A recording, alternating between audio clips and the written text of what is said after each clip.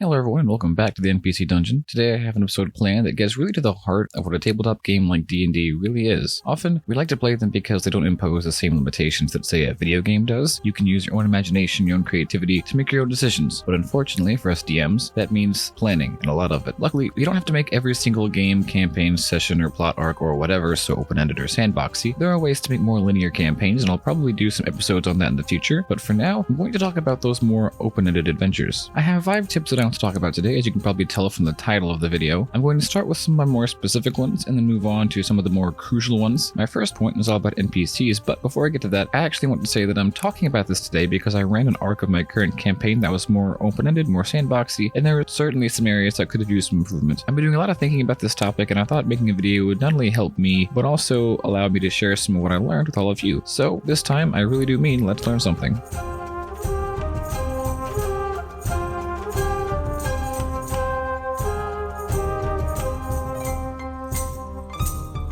As I said, my first point is all about the NPCs. This may sound like kind of a weird thing to talk about here, but hear me out. If your players are playing in a game where there are many different places they can go, and many different things they can do, all of which actually have a bearing on the plot, it can be overwhelming, and it may not be very clear what they should be doing or where they should be going. You'll find yourself less able in these situations to nudge your players in different directions. Your players will be looking for information and what might be in their best interest to do, and that involves talking to NPCs, sometimes a lot of talking to NPCs. In other more linear stories, you may be able to plan out these kinds of interactions and prepare for exactly what you need to know, but in a more sandbox setting, a complex, game-changing encounter could be just around the corner. And that means you need to have a good handle on your NPCs. You need to know where they would realistically be while your players are out adventuring, what their stake and what their role in the plot is, and what their motivations are, and enough about personality to play them in any kind of social encounter they may come up in. This enables you to find the perfect ways to work them in at the perfect times. You see, in these more sandbox-like settings, the roles are kind of reversed, where you usually create the context of your story, and your players make the decisions. In these cases, your players decide the context and where to go and what to do, and you kind of guide them by putting things in their path they can use. Obviously, planning like this for NPCs is something you need to be doing anyway, but in a more sandbox setting, I find that it is much more intense, and you need to do a lot more because there's a lot more opportunities for things that can change that can happen. And when it comes to identifying and planning for some of the more game-changing and branching off moments in your story, the NPCs are some of the most potent tools for this. But keep in mind, your players might not talk to the NPC or step into the shop, and as I like to say, that's fine. It's an open world in this case, so there should be other things they can do. Use those as a backup plan to continue driving the plot forward. But I'm getting a little bit off topic, so I'm going to move on to my next point, and this one's all about the location.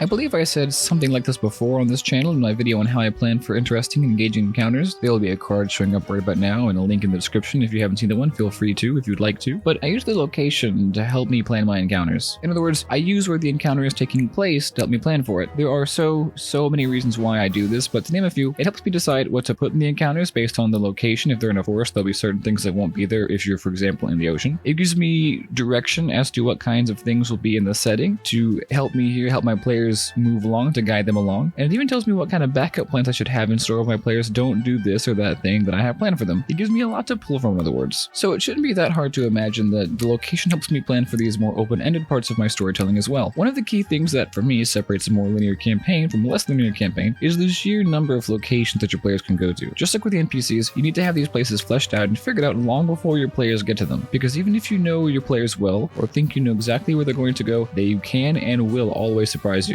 And I get why it could be tempting not to do this. Usually in a more linear setting, we don't have to, or at least not to the same degree we don't have to. In those settings, we usually do have at least some idea of where our players are headed. But in more non-linear games, like I just said, you'll probably have less of a degree of an idea of where they're going to be going. So it's best to have all of these places figured out. Now, I know this sounds like a lot, and that's because it is, and this advice may sound a little bit harsh, plan for every single place they can go, but keep in mind, you don't have to run any element of your games like this. You can run a game with direct goals, quest lines, and still have plenty of room for player choice and creativity, and there's nothing wrong with that. Some of the best games I played in were games like that. And again, there's nothing wrong with that, especially if you are a busier person with a busier schedule, which honestly, who isn't? I completely get it. But back to the topic, one more thing to keep in mind is the plot. Now, I have 2 points about that, and these are some of the more crucial things that I mentioned before. And then after those, I have one more final point that's a little more specific that I'm going to zoom back in on a little bit. The first idea about the plot that I want to talk about here is all about keeping things related to the plot.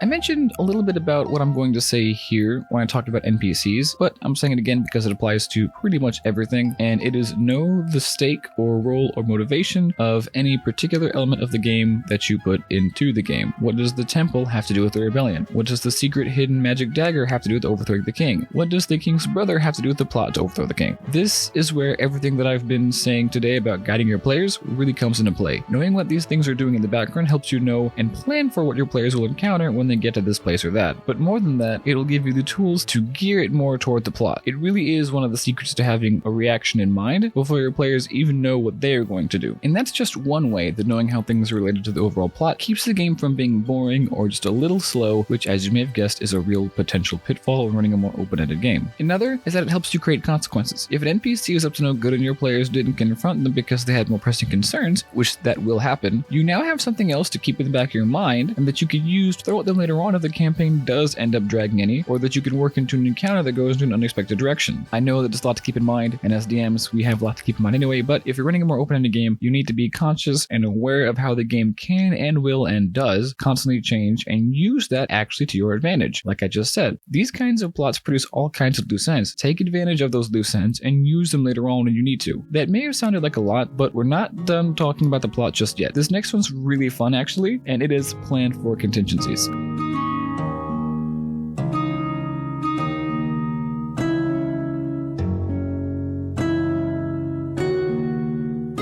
I know I say this a lot, but it's even more important here that you do it in a more open-ended game. It may sound obvious, and it is obvious, so obvious in fact that we may even forget to do it, which is exactly why I'm putting it on this list. The fact of the matter is that all these points that I'm mentioning today are things that you probably do anyway, no matter what kind of game you're running, but in a more sandbox style game, like I just said, you need to do them in an even greater degree, and planning for different directions is no different. I usually say to plan the game like you would a mystery, putting things in the world as they would be naturally and not because of any particular plot-related reason, and then molding where the plot may go around that. I think I said this in my most recent episode on planning for player randomness, so I'll put that in the description too in case you want to watch that one as well. And definitely the same thing here. However, you also need to look at as many different possible ways the story can go in as possible. I usually say that it's probably enough to just think about them and jot a few notes down, but in stories like these, we need to do a lot more. I'm realizing now that the more that I DM or I campaign, I need to write down little outlines for every single potential plot that I can think of in those kinds of open-ended scenarios. Just like with encounters and really everything else in this game, what you plan for probably won't happen, but the more you have, the better able you'll be to adapt to those random situations and to the different ways the plot can evolve. And just to cover all my bases here, this might not work for you. Some people don't work well with writing every single thing down. You might not need to do this. However, I still recommend that you at least give it a try if you're going to run one of these types of games. Who knows, it may really help you out like it did for me. And lastly, like I said I would, I'm going to go back to something a little more specific, but still plenty crucial. It looks at encounters, and it's planned for and create more encounters than you'll actually need.